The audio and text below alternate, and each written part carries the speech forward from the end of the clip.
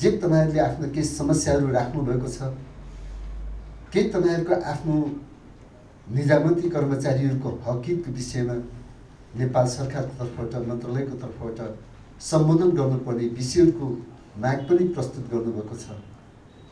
ती मागहरूलाई, ती तपाईहरुको भावनाहरूलाई, तपाईहरुको प्रस्तावहरूलाई म मन्त्रीको हैसियतले, म नेपाल सरकारको तर्फबाट, नेपाल सरकारको प्रवक्ताको तर्फबाट मन्त्री स्तरीय निर्णय गर्नुपर्ने मन्त्री स्तरीय निर्णय गरेर, मन्त्री परिषदमा निर्णय गर्नुपर्ने मन्त्री परिषदमा निर्णय गरेर, त्यो सदनबाट गर्नुपर्ने र संसदबाट पारित गर्नुपर्ने संसदबाट पारित गरेर यहाँले उठाउनु भएको सङ्घीय निजामती सेवा ऐनको सवालमा किन नहोस्, यहाँले आफ्नो कतिपय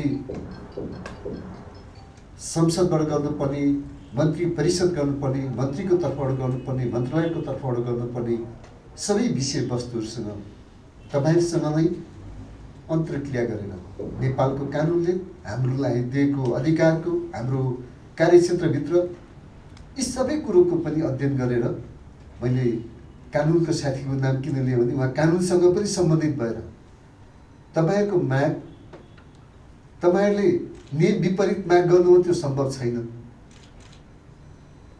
हामीलाई दिएको अधिकार र नियम र कानुनभित्र भएको चिजको तपाईहरुको माग पुरा गर्ने र बाँकी सङ्घीय निजामती सेवा ऐन संसदबाट पारित गर्ने हिउँदे अधिवेशन त्यसलाई टेबल गरेर तपाईहरुको बीचको भावना अनुसार नै, सम्माननीय प्रधानमन्त्रीज्यूले प्रतिबद्धता व्यक्त गरे अनुसार नै यो सङ्घीय निजामती सेवा ऐन पारित गर्ने तपाईलाई म विश्वास पनि दिन चाहन्छु। यी तपाईहरुको माग हो, तपाईहरुको चाहना र तपाईहरुले स्वागतसँगै तपाईले राख्नुभएको उद्देश्यको कुराहरूसँग म परिचित छु।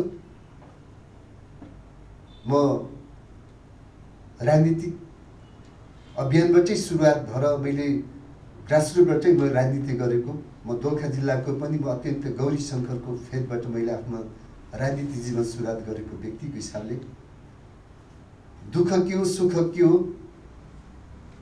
मान्छेको जीवनले के कस्तो किसिमको जीवनमा भोग्नुपर्छ, यी सबै मैले हिमाली जीवन, पहाडी जीवन, तराई जीवन, पूर्व मेची पश्चिम महाकालीका सबै खालका जीवनहरू मैले बुझ्ने अवसर पाएको छु।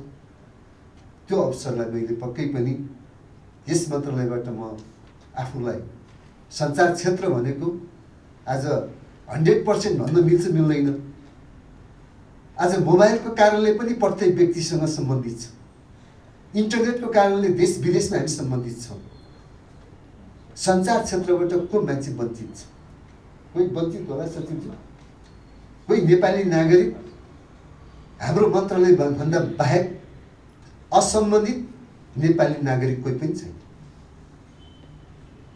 त्यसैले सम्पूर्ण नेपाली नागरिकलाई सही सूचना दिने, सम्पूर्ण नेपाली नागरिकलाई सचेत बनाउने, हरेक सङ्कट र हरेक समस्या नेपाली जनताको समस्या समाधान गर्न, सुशासन कायम गर्नको निम्ति यस मन्त्रालयले आफ्नो एउटा नयाँ सोच र नयाँ दृष्टिको साथ अगाडि बढ्ने कुरो पनि तपाईहरुकै साथबाट, कर्मचारी साथीहरुकै सहयोगबाट हामी नेपाल सरकार सफल हुने हो। त्यसले म तपाईहरुको बीचमा राख्न चाहन्छु, आज नेपाल सरकार सफल बनाउने कि असफल बनाउने, हामी कोही सरकार विरुद्ध अभियानमा लाग्ने, कोही कर्मचारी लाग्ने, कोही पत्रकार लाग्ने, कोही पार्टीभित्रै तपाईको आफ्नो एउटा सरकारलाई तपाईको असहयोग गर्न लाग्ने, यो गतिविधिले, यो सोच र यो दृष्टिकोणले नेपाल समृद्ध, नेपाल सुखी नेपाल निर्माण हुन सक्छ सक्दैन। हामी आज जुनसुकै पार्टीको सरकार बनुन्, त्यो पार्टीले सरकारको त्यो आफ्नो संवैधानिक आधारमा उसले निश्चित अवधिभित्र देश र जनताको सेवा गर्ने अवसर प्राप्त गर्नको निम्ति हामी जुनसुकै आस्था विचार राख्न सकौँ, जुनसुकै कर्मचारीहरू जुनसुकै भूगोलमा जन्मन सकौँ, जुनसुकै परिवारमा जन्मन सकौँ, तर हामीले नेपाल देश कस्तो बनाउने, कस्तो देशको नागरिक बन्ने अनि समाज निर्माण कसरी गर्ने, यो आज असल नागरिकको दायित्व होइन, सचेत नागरिकको दायित्व होइन। अनि हामी आस्थाको आधारमा अनि आफ्नो संगठनको आधारमा अनि आफ्ना दृष्टिकोण राख्ने हो भने देश कस्तो बन्छ?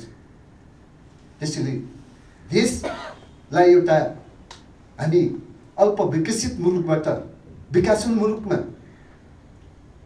र विकसित मुलुकमा उन्मुख हुनुपर्नेमा हाम्रो दायित्व के हो, नागरिकको दायित्व के हो, कर्मचारीको दायित्व के हो, त्यो दायित्वलाई भुलेर हामी झिना मसिना आफ्नो व्यक्ति केन्द्रित, स्वार्थ केन्द्रित, म कर्मचारी कहाँ सरुवा हुने र कहाँ बढुवा र अनि त्यसमा कसले गरिदिन्छ भने कुन अनि पार्टीको सदस्य र कुन सङ्गठनको सदस्यले मेरो हित हुन्छ भन्ने सोचबाट फनी तपाईँको कोही कर्मचारी सङ्गठनका नेताहरूको वरिपरि घुमिरहने, आफ्नो दायित्व बिर्सिरहने, आफ्नो जिम्मेवारी बिर्सिरहने, समाजप्रति, देशप्रति र आफ्नो दायित्वप्रति तपाईँको गैरजिम्मेवार बन्ने यो सोचले देश कस्तो बन्न सक्छ? म तपाईँ कर्मचारी सङ्गठनका नेताहरूलाई पनि भन्न चाहन्छु, अब हिजोको परिस्थिति र आजको परिस्थितिमा कर्मचारी साथीहरूको दायित्व के हुनसक्छ, सङ्गठनको दायित्व के हुनसक्छ? यो चेन्ज कन्टेस्टमा चेन्ज पोलिसी भन्छौँ नि, यो परिस्थिति बदलिँदो छ, हामी सङ्कटमा छौँ, विश्व समुदाय सङ्कटमा छ। यस्तो बेला हामी सबै एकजुट हुनुपर्छ। को हामी सत्तापक्ष, को प्रतिपक्ष, आज सब एक भएर यो सङ्कटको समाधान गर्न हामी सबै कर्मचारीहरू एक हुनुपर्ने, सबै राजनीतिक पार्टीहरू एक हुनुपर्ने अवस्थामा आज कता कता हामी सुन्छौँ सरकारको विरुद्धमा अरू गतिविधि गर्ने, यो आत्मघाती गतिविधि गर्नेहरू यो समाजबाट समाप्त हुन सक्छ। कुनै राजनीतिक त्यो क्षितिजबाट नेपाली जनताले बाई गर्न सक्छ।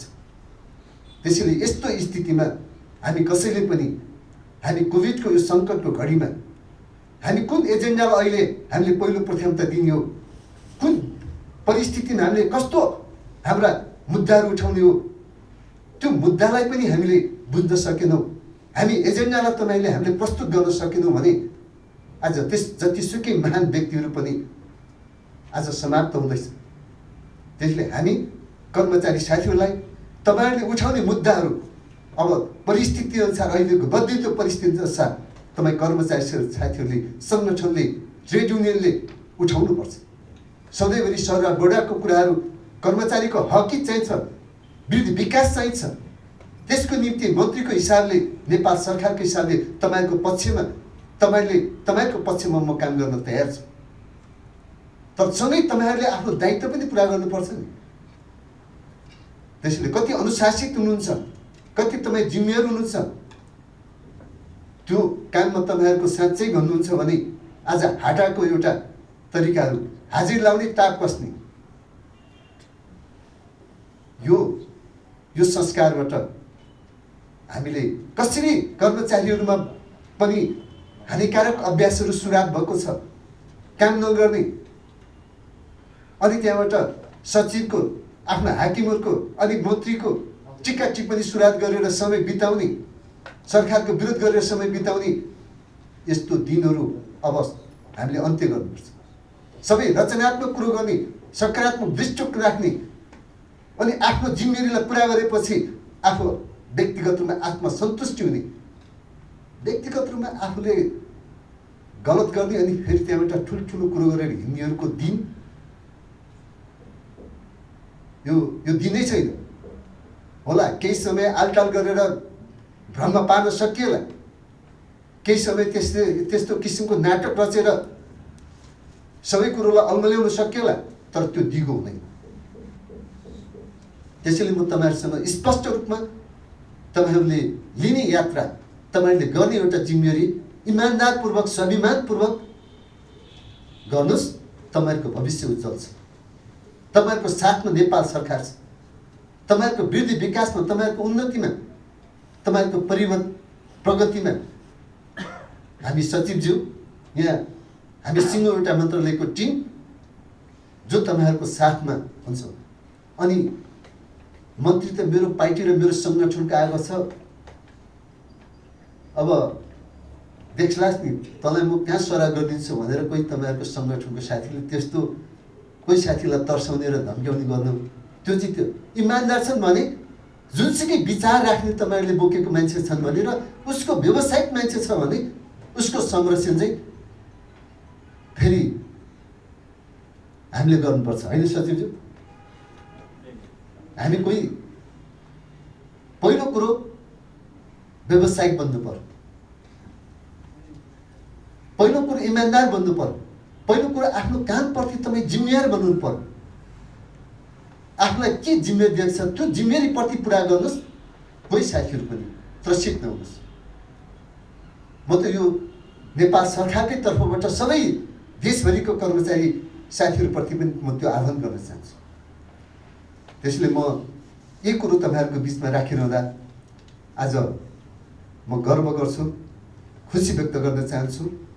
हामी परिवर्तनको निम्ति यो सरकार हो, स्थायित्वको निम्ति यो सरकार हो, समृद्धिको निम्ति यो सरकार हो। सबै राष्ट्र सेवक कर्मचारीहरूको हक हितको संरक्षण गर्नको निम्ति यो सरकार हो। सरकार तपाईँको साथमा रहेको छ। दिन दुखीहरूको, सबै अशक्त असहाय गरिब जनताहरूको सरकार हो। यी सबै कुरो सरकार अभिभावक बन्नुपर्छ। सरकारले सबैको सुरक्षा गर्नुपर्छ। त्यसैले पनि म तपाईँहरूसँग कहीँ पनि अलमल्नुहोस्, तपाईँहरू कहीँ भ्रम नपर्नुहोस्। तपाईँहरूलाई ढुक्कसँग हामी यो मुलुकलाई यो सङ्कटको घडीमा, कोभिडको यस्तो स्थितिमा पनि हामी जे गतिविधिहरू गरिरहेका छौँ, आज जसरी यहाँ उपस्थित भइरहेका छौँ, यो उपस्थितिलाई पनि म तपाईँहरूलाई भन्न चाहन्छु। तपाईँहरू आज सञ्चार क्षेत्रमा के गर्नुपर्ने हो, आज दूरसञ्चारलाई कसरी सुदृढीकरण गर्नुपर्छ, एनटिभीलाई कसरी आज अगाडि बढाउनुपर्छ, गोर्खापत्र संस्थान, रासस, रेडियो नेपाल अनि हाम्रा मन्त्रालयका रहेका सूचना विभागदेखि होस्, प्रेस काउन्सिल किन नहोस्, अरू सबै निकायहरूलाई 17वटा निकाय हुँदोरहेछ है। एउटा लगानी के अरे हाम्रो विज्ञापन बोर्डसँग गर्दा 18वटा छ। म तपाईँहरूलाई प्रतिबद्धता व्यक्त गर्न चाहन्छु। यी 18वटा अब थपिने विज्ञापन बोर्डसहित यी सबैमा नयाँ गति सुरुवात हुन्छ, नयाँ सोचबाट सुरुवात हुन्छ। त्यसको पुनः रिस्ट्रक्चरिङ गरेर त्यसलाई एउटा नयाँ गतिको साथ मुलुकले एउटा साँच्चै सञ्चार क्षेत्रबाट अब सुरुवात भएको छ। सुशासन, गलत गर्नेहरूको दिन अन्त्य हुनसक्छ, अपराध गर्नेहरूको, भ्रष्टाचार गर्नेहरूको सबैको सूचना लिने काम, त्यो सूचना संयन्त्र बनाएर हामी जानुपर्छ। मुलुकलाई सुशासन, मुलुकलाई एउटा साँच्चै एउटा अपराध गर्नेहरूको पनि सूचना लिनु पर्यो नि। यो मेकानिजम चाहिँ के छ मलाई थाहा छैन, यो पनि बनाउनु पर्यो। हामी यो खालको एउटा सोचका साथ जानुपर्छ। म उत्साहित छु। ममा एउटा अत्यन्तै मलाई आत्मविश्वास छ। म यस मन्त्रालयको सबै निकायहरूलाई रूपान्तरित गर्न म सक्छु र म त्यो गर्नको निम्ति आफ्नो सबै मेरो व्यक्तिगत स्वार्थ केही पनि छैन। व्यक्तिगत स्वार्थ नराखेपछि कहीँ पनि डर पनि हुँदैन। जब मान्छेले व्यक्तिगत स्वार्थ राख्छ, जब मान्छे व्यक्तिगत रूपमा कहीँ चुक्छ, त्यसपछि उसले नैतिक बल उसले गुमाउँछ। नैतिक बल गुमाएपछि, नैतिकता गुमाइसकेपछि उसले कुनै मुलुकलाई नेतृत्व गर्न सक्दैन। त्यसैले हामी इमान्दारपूर्वक उच्च नैतिकताका साथ यस मन्त्रालयको नेतृत्व गर्नेप्रति तपाईँलाई विश्वास दिलाउन चाहन्छु। त्यसको निम्ति तपाईँहरू राष्ट्रिय सेवक कर्मचारीहरू तपाईँले इमान्दारपूर्वक काम गर्नुहोस्। तपाईँहरूको साथमा तपाईँहरूको उन्नति, प्रगति र तपाईँहरूको माग पुरा गर्नको निम्ति म सधैँभरि तपाईँहरूको साथमा रहने विश्वास पनि दिलाउन चाहन्छु।